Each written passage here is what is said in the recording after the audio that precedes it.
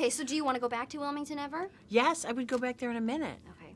Yes. North Carolina's under some turmoil right now because of incentives. Are incentives important? They're really important. Unfortunately, it's like you can't, without them, it's kind of impossible to make a movie, which is unfortunate on every level, but it really, it always comes down to, can you afford to make your movie? I mean, you're always pinching pennies to the last dime. So it's tricky when a state says we can give you this big incentive and you get that back at the end, you can turn around and put that right back into the movie. So I think, I it's tricky because, you only have the budget you have, and when people are spending money, they usually want to, like everybody, they want to spend less.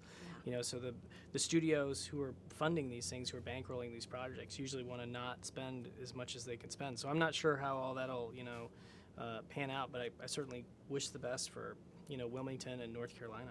Okay, speaking from a perspective of all of your experience, do you think that incentives are important? I feel like I should ask that question because North Carolina is really kind of going into turmoil over the incentive Why thing. are they trying to fix something that ain't broke?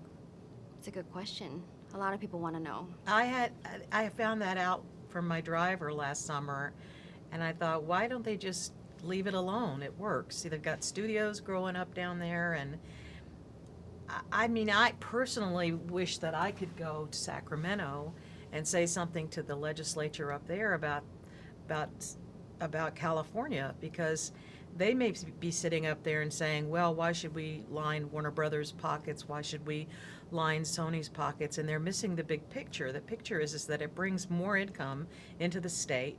People spend more money here.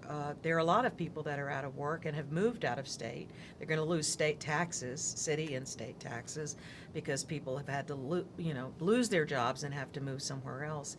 They've really shot themselves in the foot, and I think it must be true in other places.